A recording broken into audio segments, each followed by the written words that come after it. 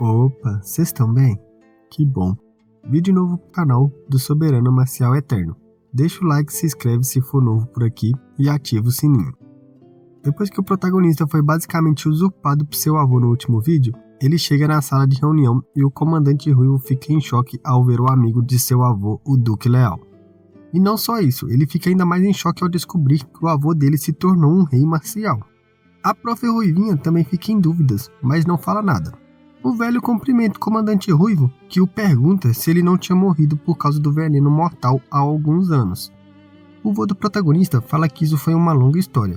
Ele começa a explicar a situação geral, e depois disso, ao ouvir tudo, o comandante Ruivo pergunta por que ele não pediu sua ajuda. Se sua majestade não tivesse se importado, pelo menos ele teria ajudado.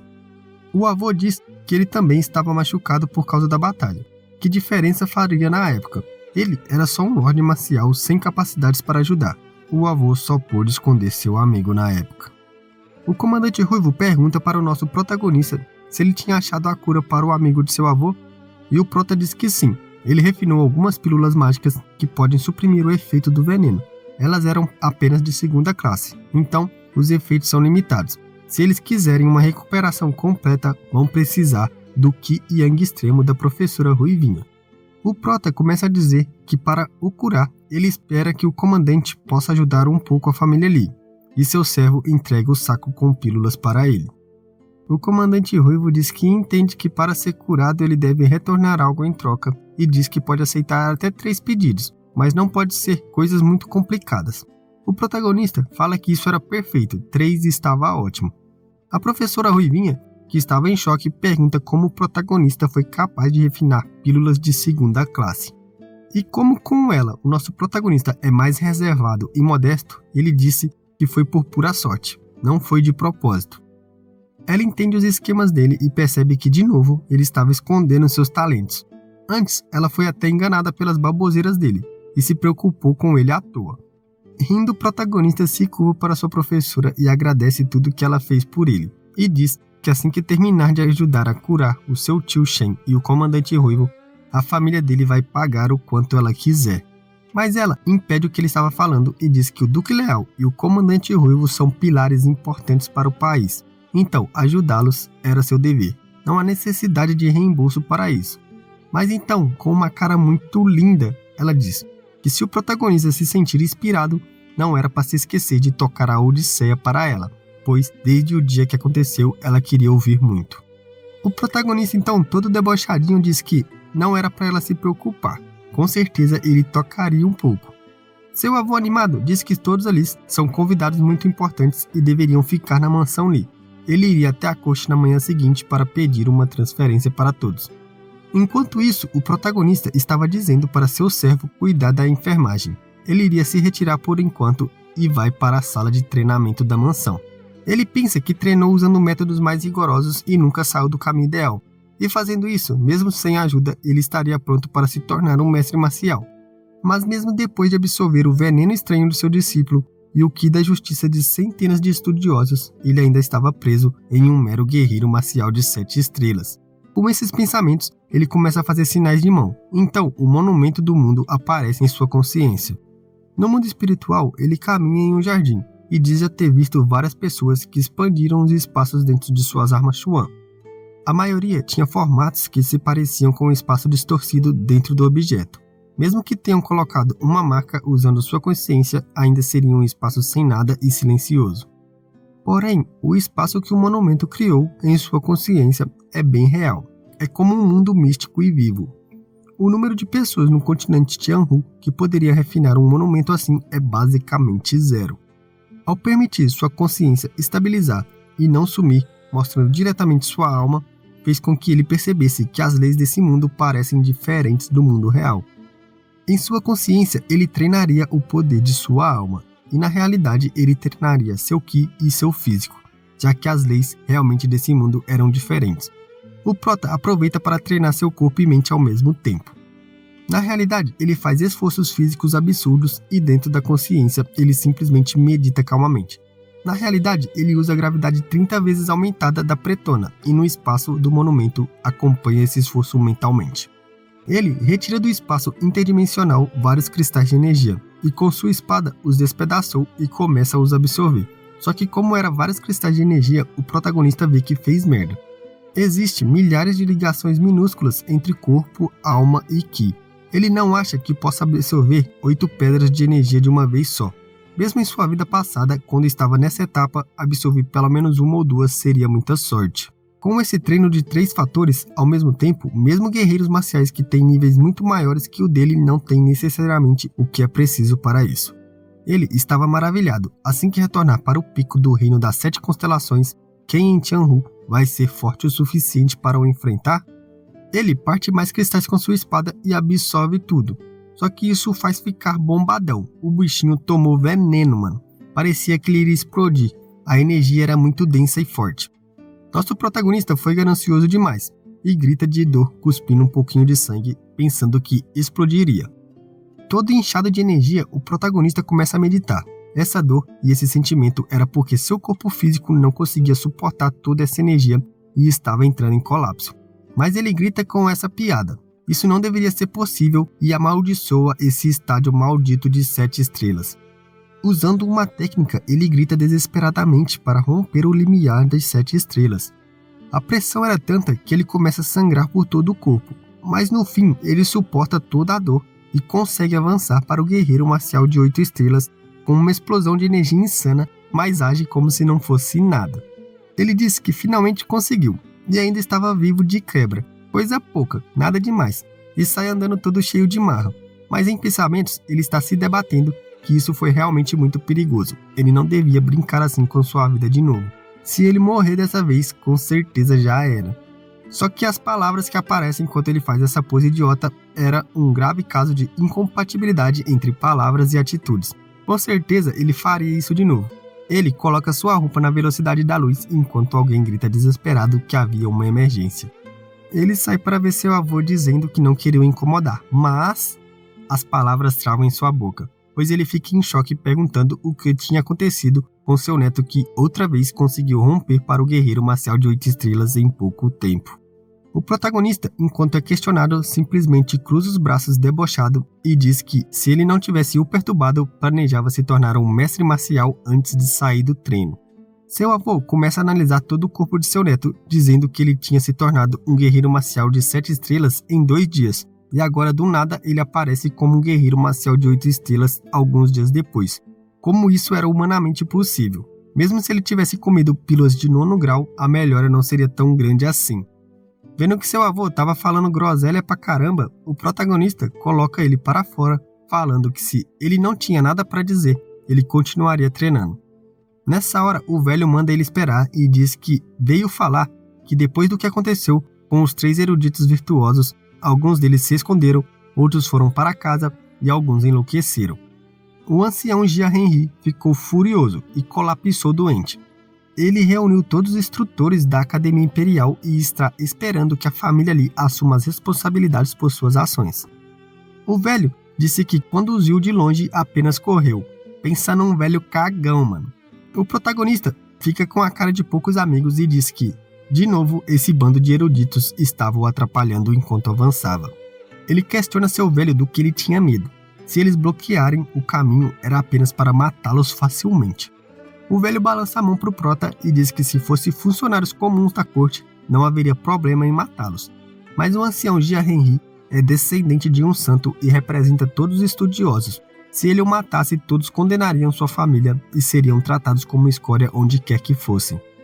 O protagonista diz que ele se preocupa demais com eles. O velho precisa saber que para as pessoas que seguem o caminho das artes marciais, sua força era relevante. Aqueles que são rei entre as pessoas comuns e os usam ao seu favor não são melhores que lixos. Quando ele puder separar as nuvens com sua força e sua simples risada alcançar os céus, quem dessas meras formigas ousaria o caluniar novamente? Essas palavras deixam o avô dele completamente abismado. O prota não para e continua sua bravata, dizendo que sua geração levará aos céus. Ele tem corrido por tantos anos e já esteve em centenas de batalhas, mas nunca temeu nenhuma delas. Se ele temesse um bando de eruditos podres, hoje as nuvens ririam dele. O velho fica em contemplação. As palavras de seu neto são majestosas. Parece que de repente sua mente foi limpa. Parece que os caminhos das artes marciais de repente se abriram em sua frente. O que há de justo em se esconder com medo? Artistas marciais devem remover todos os obstáculos de seu caminho. O protagonista então dá as costas para seu vô e diz que hoje seria o dia que ele varreria todas essas formigas podres. Quem delas poderia parar seu caminho? Enquanto afasta, seu vô sente uma pressão imensa de energia de seu neto. Após isso, os dois cavalgam pela cidade em alta velocidade. E ainda, em pensamentos, o velho se pergunta como isso era possível. Como seu neto, um pirralho, tem uma energia maligna tão densa, é como se ele estivesse matado bilhões de pessoas. É como se estivesse manchado com uma grande quantidade de karma ruim.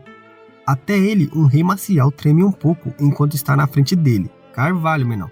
Ele lembra que quando se tornou um rei marcial, se sentiu contente. Sentiu como se estivesse alcançado o pico e o destino de sua vida. Mas nesse momento, sente a hora de um grande mestre de seu neto. Será que sua visão era muito estreita? Nessa fase, ele apenas começou sua jornada no caminho das artes marciais. Quando esse problema louco de política e ascensão ao trono terminar, com certeza o velho vai se retirar e focar totalmente em seu treino. Quando ele termina de pensar, chegam na frente do Palácio Imperial. Um guarda pergunta quem se atreve a chegar assim. Este não era um lugar para qualquer um pudesse visitar. Eles deveriam descer do cavalo e seguir a pé. Só que ele esqueceu que era o nosso reizinho do deboche que estava chegando. Eles preparam suas armas, já que a pessoa que cavalgava não desceu. E o prota saca sua espada e diz: "O tempo está acabando, abra caminho se você não sair, eu não mostrarei misericórdia." Mas os guardas continuam teimando. Eles dizem que era para ele descer, como se atrevia a falar assim. Se eles não descessem, seria morto agora. Mas o cara deu mole demais, velho. Em um instante, a sombra deles desaparecem como se fossem mera poeira. O protagonista não mostrou misericórdia, e seu avô, vendo isso, fica em choque e pergunta por que ele teve que matá-los assim. Ele poderia apenas ter lhe ensinado uma lição. O prota, no seu modo badass, diz: "Hoje eu só vim aqui para matar." E nessa hora ele entra gritando: "Eu sou Li Yuxion, o filho mais velho do general Fei Long, Li Shanfeng. Tenho assuntos de emergência relacionados aos militares, que precisam ser informados à sua majestade." Com essa chegada, alguém grita perguntando como ele ousa invadir o Palácio Imperial e matar os guardas. Com todos os presentes em choque, o protagonista grita que era uma emergência, eles não tinham tempo, e pede por favor que abram caminho. Alguém sai pulando do palácio gritando quem era o atrevido que resolveu fazer uma cena ali, no Palácio Imperial. Um lugar sagrado que não era um local para crianças como ele enlouquecer. Esse era o comandante dos guardas do palácio, Jing Fenbai. Ele lança uma onda de energia direcionada para o protagonista, que simplesmente larga seu cavalo que vira poeira instantaneamente. Hippie para o cavalinho, véi, foi de comes e bebes. O protagonista encara o Lorde Marcial de 8 estrelas. Ele deveria ser o especialista mais forte entre os guardas. Enquanto ele pensa, seu avô avança e parte o cara em vários pedaços, filho. Foda pra baralho, tio. Tal vô, tal neto, mano. Ele pousa como se não fosse nada. E os dois são cercados pelos guardas. Mas quando todos veem quem era o Duque Li Chunyang, começam a tremer. O comandante Jing, que era geralmente um deus para eles, foi morto como se fosse um lixo para esse velho. O avô do protagonista, muito bravo, diz, com uma cara de poucos amigos: "Temos assuntos de emergência militar para retratar. Qualquer um que tentar bloquear meu caminho será morto sem misericórdia." Estando cercados, o protagonista percebe que seu avô estava esperando para ver como ele faria a seguir, e começa a caminhar chegando na frente dos guardas, dizendo: "Sou Li Yuxion, o filho mais velho do general de Fei Long, e tenho assuntos urgentes relativos aos militares que devo informar a sua majestade." Todos dentro do salão ouviram essas palavras e esperam com um olhar pensativos. O primeiro príncipe diz a seu pai que a família Li continua agindo tolamente. Como eles ousavam matar guardas e invadir esse lugar? Eles estão menosprezando o rei e deveriam ser punidos com a morte. O segundo príncipe, vendo a cara debochada daquele horroroso do seu irmão, pensa que não achou que o protagonista agiria assim, fazendo uma cena de cara. Todos os planos que ele fez para conseguir autoridade e mobilizar os militares caíram por terra. O rei, seu pai, torce para chamar a atenção de todos e pede que anunciem a chegada dos dois. Os guardas, então, abrem passagem, fazendo um corredor para os dois. Mas nessa hora, várias pessoas gritam para eles pararem ali, dizendo que os dois cometeram graves crimes, humilhando os descendentes dos santos e ferindo mais de uma centena de estudiosos. Esses crimes não poderiam ser facilmente perdoados. Hoje, eles seriam executados aqui, fora do Palácio Imperial, e que o céu e a terra seriam testemunhas disso. Todos os idiotas que o seguiram apoiam essa ideia, gritando: o céu e a terra testemunharão essa execução, o céu e a terra testemunharão essa execução. Esse coro idiota faz um esboço de energia da justiça que começa a se formar e transformar em um monódio, mas logo se dissipa. O protagonista, com uma cara de desânimo, pensa que esses professores da Academia Imperial têm desperdiçado suas vidas. Até mesmo seus alunos do passado eram melhores que eles. Essa quantidade infime de que da justiça era tão pequena que ele estava até com preguiça de tentar absorver. Ele então saca sua espada e corta o couro deles, matando os 4 primeiros da fila, assustando-os demais com essa cena. Eles começam a chorar em choque e perguntam como ele ousava matar pessoas do lado de fora do Palácio Imperial. Então começam a gritar que o protagonista estava matando todas as pessoas como um louco fora do palácio. Mano, o protagonista todo debochado diz: assuntos oficiais não são coisas em que acadêmicos como vocês possam meter o nariz. Vocês estão sendo enganados e ainda pensam que são virtuosos. Isso é ridículo. Não quero brigar com vocês, mas aconselho a não desperdiçar seus estudos. Não acabem morrendo sem saber o porquê. Vocês devem focar em estudar na academia. Se seu mestre fosse realmente virtuoso, ele não teria feito vocês bloquearem o Palácio Imperial, deixando todos os caras ali em choque. Já dentro do palácio, o velho Gia Henry levanta enfurecido e começa a implorar a sua majestade para ajudá-lo a matar os 2 demônios que chegaram. O rei disse que o protagonista estava sendo muito ousado ao matar pessoas ao lado de fora do Palácio Imperial bem em sua frente. Ele havia matado guardas e professores de maneira desrespeitosa. O protagonista salda o rei e diz que matou aquelas pessoas justamente porque estava sendo muito respeitoso com ele. E o príncipe começa a falar que isso era uma besteira e pede para que seu pai faça eles pagar com a vida por cometer tais crimes na frente do Palácio Imperial, pois eles estavam desrespeitando a lei imperial. O protagonista debocha e diz: então você conhece a lei imperial, príncipe? E o mesmo diz que era claro, sendo um príncipe do país, como ele não a conheceria, e pensa até onde o pirralho acha que poderia escapar das consequências de suas ações hoje. O prota aproveita essa deixa e diz que assim estava ótimo, e chama pelo ministro público perguntando se ele estava presente. E um cara se apresenta confirmando sua presença e pergunta que negócios eles tinham a tratar. Se fazendo de desentendido, o prota diz que não tem certeza de algumas coisas, mas de acordo com a linha imperial, qual era a punição para impedir que assuntos militares urgentes sejam relatados? O cara diz que há assuntos militares que são de urgência e importância natural. De acordo com a lei marcial imperial, aqueles que bloquearem o caminho do relator devem ser mortos junto com toda a sua família. Ao ouvir isso, os velhos estudiosos já começam a ficar em choque e descobrem o porquê do protagonista continuar gritando que tinha assuntos militares urgentes para relatar. Aqueles 2 guardas morreram em vão. O príncipe estava pensando no quão astuto o protagonista foi. Ele não achou que o mesmo usaria essa brecha, mas começa a gritar que os guardas até mereceram a morte, já que cometeram um grave crime. Mas enquanto aqueles professores, um garoto rico de sangue frio que pode matar pessoas assim é muito cruel. O velho G aproveita isso e começa a lamentar pelas mortes, e o príncipe continua dizendo que esses professores leram muitos trabalhos literários. Geralmente eles não participam dos assuntos do mundo, em vez disso dedicam sua vida ao ensino para ajudar a nutrir as fundações do país. Mas o prota simplesmente vai e os mata. Isso é parte da lei também? E o velho Gia continua lamentando pelas mortes injustas. O prota mais uma vez pergunta ao ministro qual era a punição para caluniar funcionários importantes do tribunal. E o cara diz que se for realmente comprovado, obviamente que seria a morte, deixando o príncipe assustado, já que nem ele mesmo sabia dessa lei.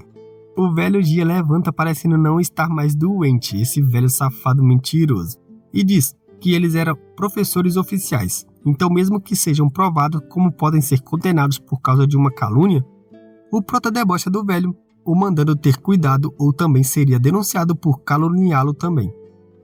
Sua Majestade o chamou ao palácio, mas aqueles professores bloquearam seu caminho e termina perguntando ao velho qual a punição por ficar no caminho da ordem de Sua Majestade.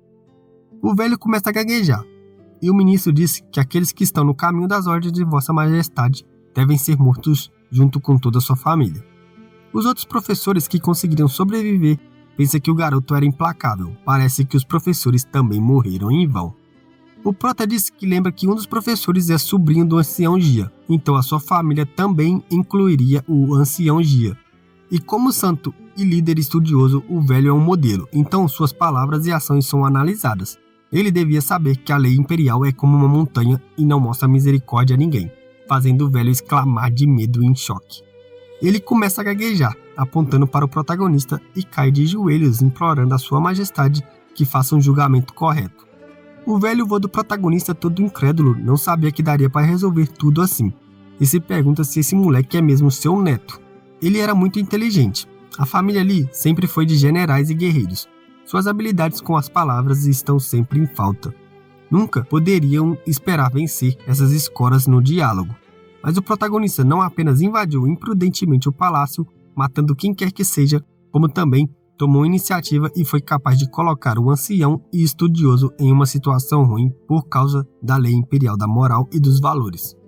Se o velho ancião Gia for realmente rotulado como criminoso, eles terão que matar um descendente de um santo. Mas se ele não for, seu neto não os perdoaria. Sua majestade diz que o velho era um descendente de um santo e alguém que o deu a iluminação. O crime era algo que seu sobrinho fez e ele não era culpado.